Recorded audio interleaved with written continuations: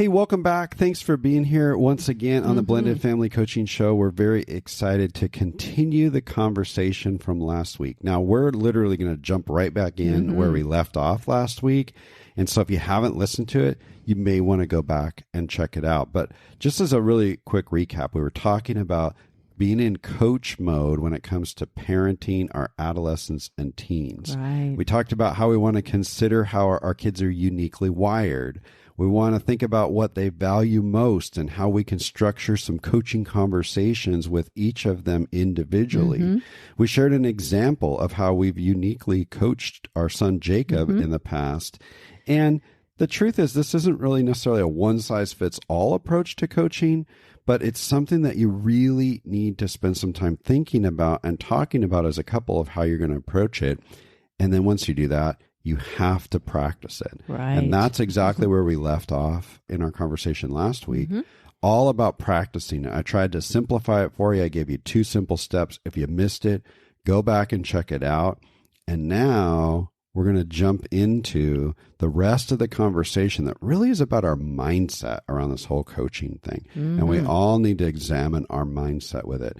So on the other side of the intro, we're just going to hop right back in. I think you're going to be talking about some of our mindset around this whole transitioning our parenting as our kids mature and grow through the ages, specifically about how we focus on coaching. So let's get to the other side of the intro and we'll hop right back into the conversation. Sounds good. Welcome to the Blended Family Coaching Show, where you'll discover how to move your stepfamily from just surviving to truly thriving.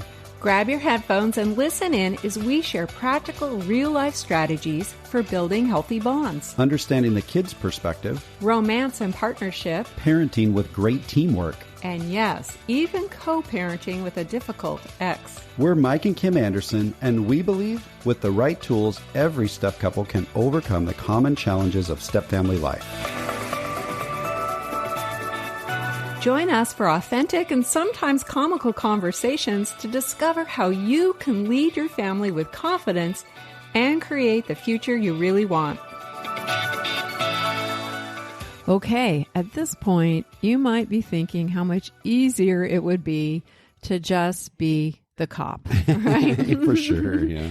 You know, we should just simply set Jacob straight right out of the gate and act on those initial thoughts that we had to let him know we don't approve of his new plan, and maybe even pull the "we're so disappointed in you" card and try to get him to comply with our agenda. And yes, that does seem a lot easier and quicker, right? It also sounds a little manipulative. It does. And the research shows that approach just isn't effective for this stage of a child's development. Right. Now, maybe you've already noticed that staying in cop mode is creating some negative interactions with your adolescent or teen. Maybe they've been a bit more defiant. Maybe they're pushing back and arguing. Maybe they've become defensive or put up a wall and refuse to listen to you at all. Maybe they've walked out of the room, slammed a door, or gave you the cold shoulder for a few days. And possibly after several of these kind of interactions, your child has stopped sharing things with you and distanced themselves from you. Maybe at some point you realized you have little to no idea what's going on with your child. Yeah. Where their thought process is or their emotional state, and you're left kind of scratching your head, wondering how you got there. Yeah, I bet a lot of people are going, yeah, that's me. Yeah. And you know what? You're not alone. No. Because making the transition from cop to coach is not an easy task for any of us. And trust us, as you work on making that transition, you're going to do it imperfectly, just like we did. And we keep doing, right? We make lots of mistakes along the way. But instead of beating yourself up, which really isn't productive or helpful, you can choose to learn from those mistakes and simply keep trying this new coaching approach to parenting. And it all starts with understanding. We need to have some awareness around what's going on at this stage of development and embrace the reality. Our adolescent and teen kids need something different from us now. They still need us every bit as much as they did in those earlier stages. That need hasn't necessarily changed, but what they need from us definitely has changed.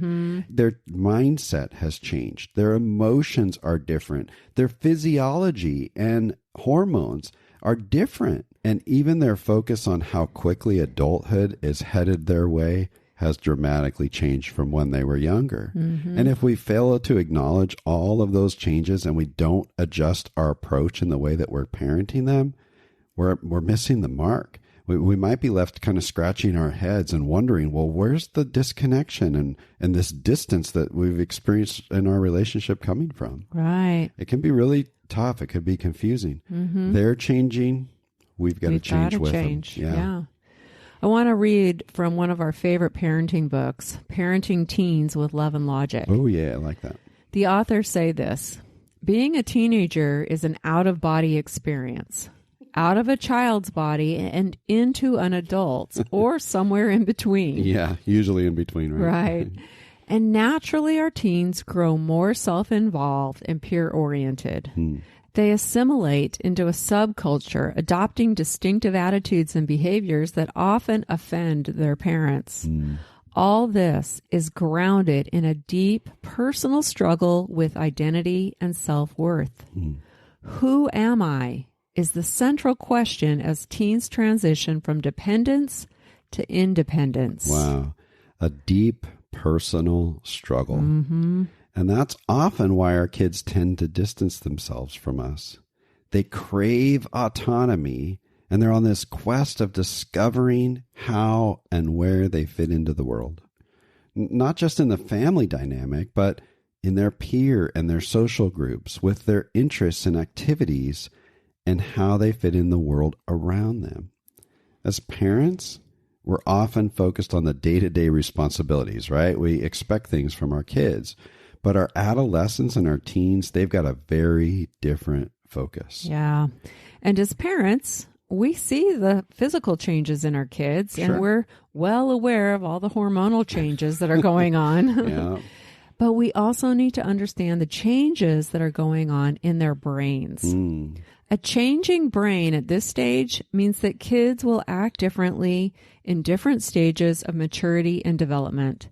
And we need to transition our parenting approach to fit the reality of those changes. Yeah.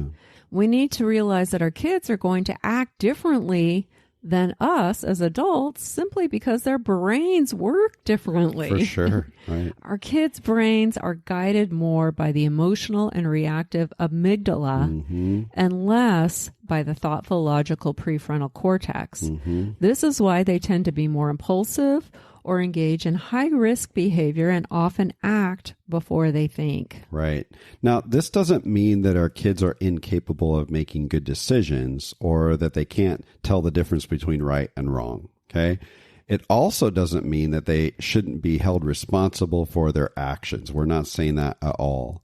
However, if we keep in mind that their brain is developing and changing, and we acknowledge their deep personal struggle for identity and independence, then we'll be better equipped to understand, anticipate, and manage their behaviors. Then we can come alongside them and coach them through the challenges that each stage of development brings. Right.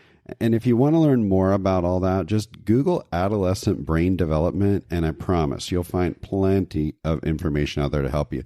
Now, honey, you just mentioned a second ago that kids need to be held responsible for their actions. And we just want to be clear here as we're having this discussion of moving from cop to coach.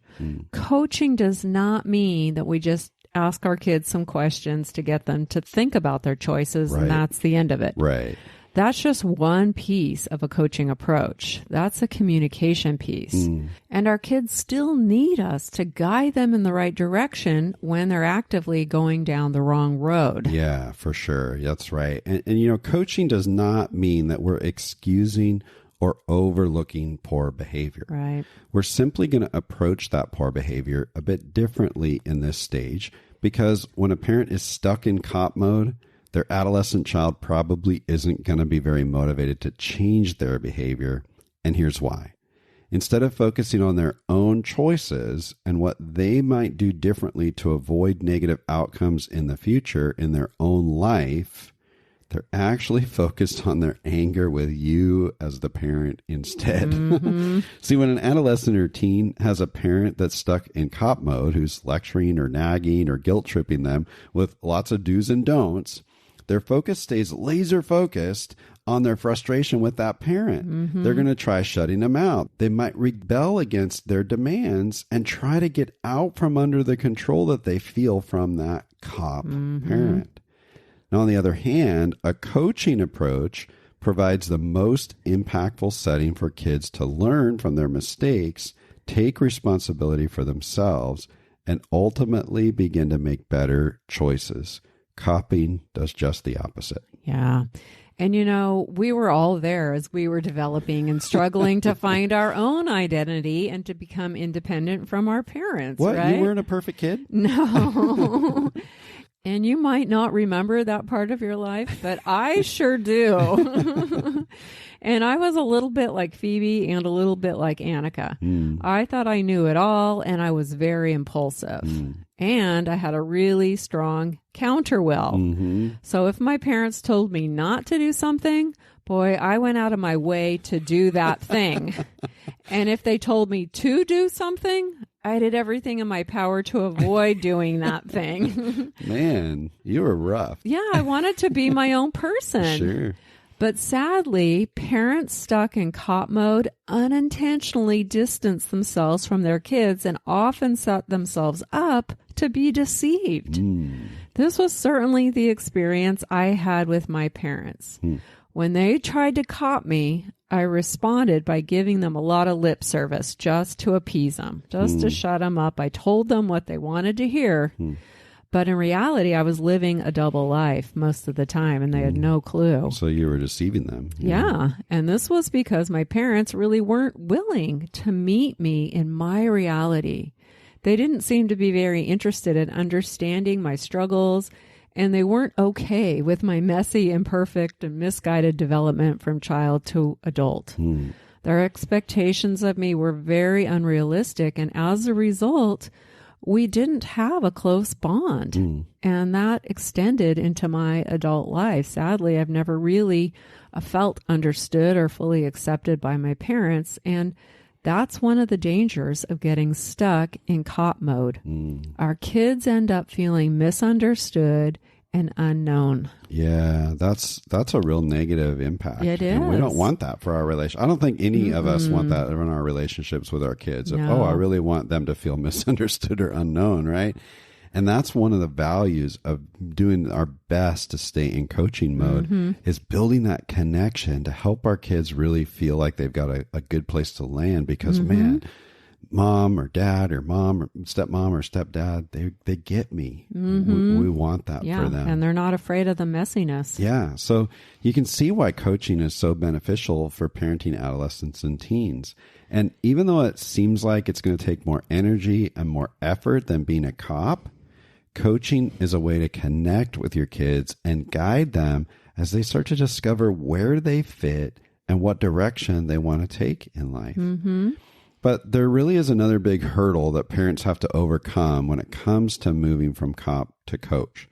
Because not only does it require learning a new approach and some new skills and invest some time and energy, but the truth is there's no guarantees with coaching either. And maybe there's a bit of a risk factor of coaching that has already started to cross your mind. Because for parents moving from cop to coach, there's also going to be some discomfort in the whole thing. Absolutely. You know, there's no guarantees. What if Jacob doesn't internalize our conversation that we had, our coaching conversation? He might not do the research that we talked about. And because he's so emotionally involved with his girlfriend, there's a chance that he'll still move forward with his new plan. That's true. Yeah. When we're in coach mode, it feels like we've given up our parental control and we're just kind of handing the reins over to our kids. And to some extent, we are. But here's the reality we need to think through at this point. Once our kids hit 15, 16, 17 years old, we've already lost a lot of control. Yeah. And grasping to maintain control at this point actually does more harm than good, because your kids don't need a cop for a parent anymore. That's no longer effective. What they need is a coach who's willing to be their partner and help them to make quality decisions for themselves. Yeah. You said, it feels like handing over the reins. It made me think about teaching our kids to drive. I've had the privilege of being a part of that every time, right?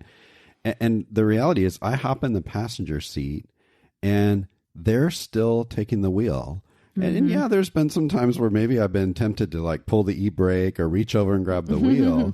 But I don't just sit there holding on to the wheel the whole time. They have to learn how to begin to do that on their own. I'm still there to guide and to coach and to help them and ask questions of, hey, what do you think you need to do at the next stop sign? Or what do you think you could have done differently next time? But I'm not just hopping back in the driver's seat. And I certainly didn't equip all of our cars to be like the student driver cars where there's still a big has a lot of brake, control. over on my side of the thing. It's just a great analogy. It just came to mind that we need to think in those terms of, we're still there. We're still guiding. We're still asking questions. But they're beginning to get into the driver's seat of their own life. And they need to. And they need to do that. It's part of the process. As we talk about all this, an even deeper truth is that while there are no guarantees when you move into coaching mode, there's actually no guarantees if you remain a cop either. No. The uncertainty and the discomfort that comes with raising kids still exists. So even though you're taking a coaching approach, it's not going to guarantee a perfect outcome.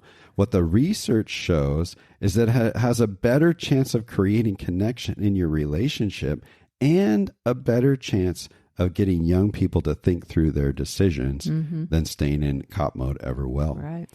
But the misguided thinking that many of us as parents believe is that if we're in control of the kid's behavior and we play the cop mode, that we're going to be able to get what we want. But in reality, giving your kids freedom to choose is a healthier approach. Right. Whether you choose to stay in cop mode or you choose to move into coaching mode, that deeper truth is you can't actually make your child do the right thing. No. This may be a scary realization for you, but it is true.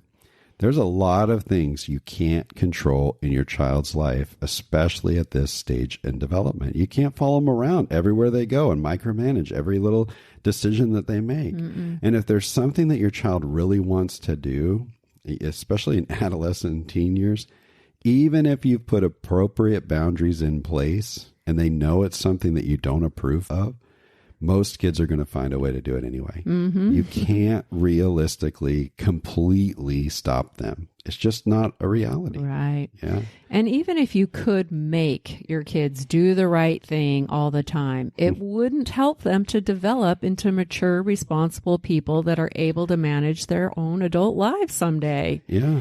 Kids need to have opportunities to make their own choices, which means they're going to make some mistakes. Ugh.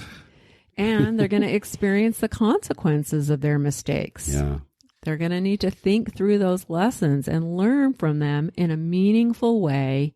And that's the best way for our kids to internalize what they need to learn and how to grow into their own independence and competence. That's for sure. The goal in parenting at this stage is not compliance. Right. We don't want our kids to have to comply with us. Yeah. The goal is for them to reach competence. Yeah, I love that. Yeah, we're not focused on just complying with us. They're competent in their own life. Right. That's a whole discussion just in itself. Right. We could do a whole episode on that. Yeah, that's right. So what our adolescent and teen kids want and need right now is freedom.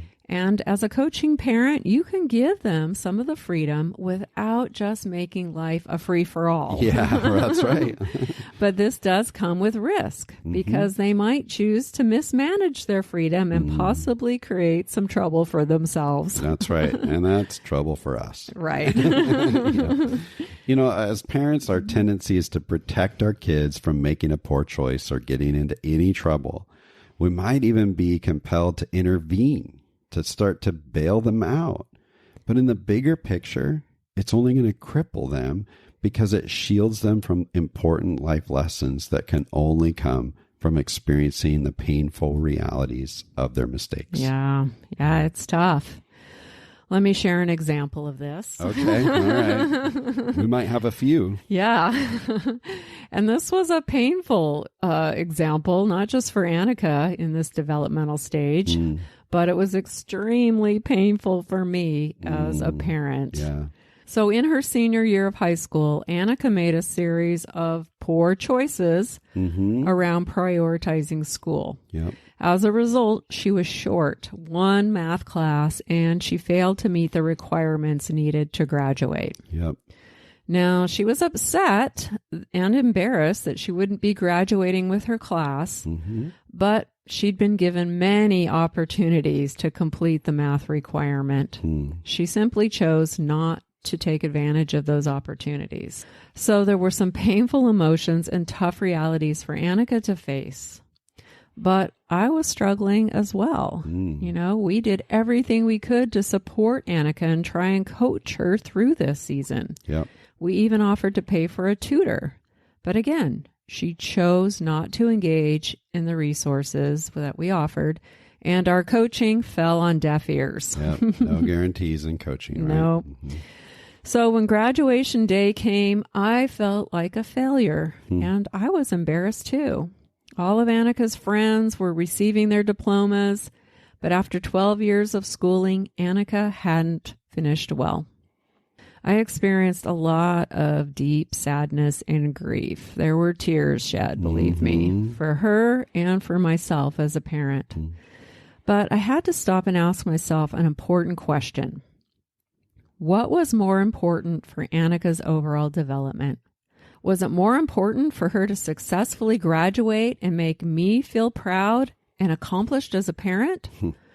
Or was it more important for Annika to experience the natural consequences of her choices and learn a crucial life lesson?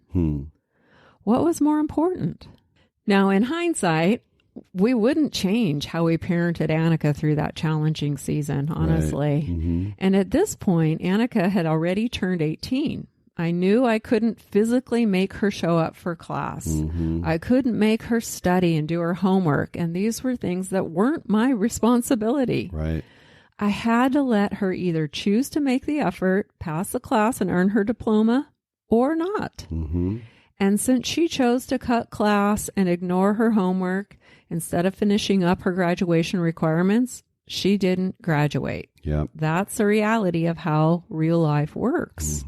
But this reality brought about so much discomfort for me. And I admit I was tempted to revert back to a cop parent. Yeah. I really wanted to push my way in and intervene. Yeah. You know, maybe I could have paid someone to do her math assignments just to get her through the class, right? Wow, that's manipulative. I mean, I could have. I don't know if that's a cop so much, but, you know, whatever. I could have called a meeting with the teacher and the principal and demanded they figure out how to make sure that Annika graduates, Start right? copying the principal. Yeah. Right. Okay. I could have somehow finagled a way for her to get credit for that class and graduate. Probably. I could have taken control, and I could have taken on Annika's responsibility to protect her from failing and to make myself feel like a good, responsible parent. That's what's rooted in. I could have done that. Yeah. But the truth I came to realize is that's not what a responsible parent does if they want their child to grow up and learn to take responsibility for themselves. If I'd stepped in and made things easy for Annika just to protect her and myself from having to experience the pain of failure, then what would I be teaching her? Yeah. And how would all of that impact her future? Yeah, I can hear some people listening now and going, I just don't agree with that. Like, we got to do everything we can to get them across this finish line of graduating. I need to advocate for my child. That's kind of the what we hide behind sometimes. Yeah, sometimes. But the reality is, you know, these first 18 years of life, while they're so important, it is just the first 18 years of their life. And they've got another, who knows, 60 years to figure things out. and it's never too late. Speaking as someone who ended up doing college and things like that later in life, I realized, wow, this isn't the end of the story. There's more coming. There's a bigger picture. And the bigger truth is that when we shield our kids from experiencing the painful realities of their choices, the consequences that not necessarily the ones we dole out, but that life doles out, when we shield them from that, we're enabling them to continue to make poor choices. Like, why would they want to do anything different if they know that we're just going to jump in and clean up the mess? Right. And we're also disabling them from becoming a responsible adult because we're shielding them from the important life lessons that they really do need to internalize and learn in order to make better choices later on. Right. You know, in Annika's case, she needed to learn an important life lesson. And she did. She did. Right? She actually, only a year later, she actually went back to high school and completed that math credit and earned her diploma. She did that all on her own without any prompting or nagging from us to go and do it. Right. She simply realized the need and she did something to move forward in life. She took the initiative and she made it happen. And when she did that, boy, that was quite the celebration, right? We got to celebrate with her at home. The school was awesome. Yep. They had a little mini graduation ceremony just for her with a couple of teachers and balloons and her counselor and principal, all of that. And it was such a proud moment. Yeah. She was proud of herself. She did it on her own. Right. And she learned a great lesson. Absolutely. And now, moving forward as a college student, now she's diligent. She works hard. She strives for high marks. She's accomplishing what she thought might have been impossible for her. She really is. And I really think if we had bailed her out, I think that it would have been a lot different. Yeah. I truly believe that she wouldn't have learned that lesson any other way. Yeah. She's kind of wired that way. Yeah. She's kind of like you, honestly. Yeah, I know. And she certainly wouldn't have made much progress with taking responsibility for herself and making better choices if I jumped in to rescue her. Totally. But it was hard not to rescue her. Yeah, that's that discomfort. Yeah, we all want our kids to succeed and to stay out of trouble. But when our best coaching efforts fall on deaf ears, sometimes we need to have enough self-control as a parent to simply allow our kids to experience the pain of their poor choices so they can learn the hard lesson and choose to do something different next time. Wow. That's so hard. I know some people are listening right now and going, I don't know if I agree with that. I don't know if I want to sit in that. And I know I agree it's really hard, but I challenge you to really think it through, right? That's really what this stage of development is all about, this whole adolescent and teen stage. We bring the most value to our kids when we move out of cop mode and we come alongside to coach them. So we've established the benefits of being a coach to our adolescent and teen kids, and we understand this isn't easy. It's going to come with some discomfort. It will. We can't force our kids to make right choices, but we have the best chance of maintaining our connection with them and influencing their future when we stay in coaching mode. Honestly, the results might just surprise you. I promise. Yeah. So let's just circle back around to a surprising moment for us. If we talk about that example we used with Jacob, he and I were just hanging out together, and I just asked, hey, Jacob, I'm wondering if you've had a chance to research those things that we talked about and what discoveries you've made. And before I could even finish my question, Jacob actually interrupted me and was like, Dad, I'm going to college. Right? Apparently he had done a little bit of research and he did just enough to go, okay, this isn't going to work. I need to get back on track with college. Yeah. He did it all on his own. We didn't really have any other follow-up with him. It was great. And it was surprising, actually. That was several months ago. And since then, he's been accepted to a university that he applied for, the one he really wanted. Yeah. He's currently actively working on applying for scholarships, and he's moving forward with his plan. Now, he's also planning to live at home with us to save some money because the college he wants to go to happens to be local. he and his girlfriend, they're still strong in their relationship. Yeah. But she's also making her own plans around college and her own living arrangements and what she's going to do. Right. So we didn't have to freak out because just a few questions and challenge to get him to do some research actually led to him getting right back on track. And we are still connected relationally and all of that. It actually couldn't have turned out any better. Now, that's not to say it happens that way every single time. But in this particular instance, which is a big deal for us, it turned out really great. And he's doing really great. Yeah, it really seemed too like he took a lot of the discussion we had with him and went back and talked about those things with his girlfriend. And they talked. He did. That's right. He told me that. Yeah. Yeah, they talked through some things. Yeah, so that was awesome. Yeah. Mm-hmm. Now, there were no guarantees that Jacob would reconsider his thought process or change what he was thinking. Right. But if we'd approached the situation as cops, we know it would have caused disconnection in our relationship with him. Yeah. And it might have pushed him further down the road of his misguided plans, right? For sure. He might have decided that he was going to prove us wrong, or maybe take that stance that, oh, it's me and my girl against the world. Right. And even against us. Yeah, for sure. And the truth is, cop mode, it doesn't come across as being supportive to adolescents and teens.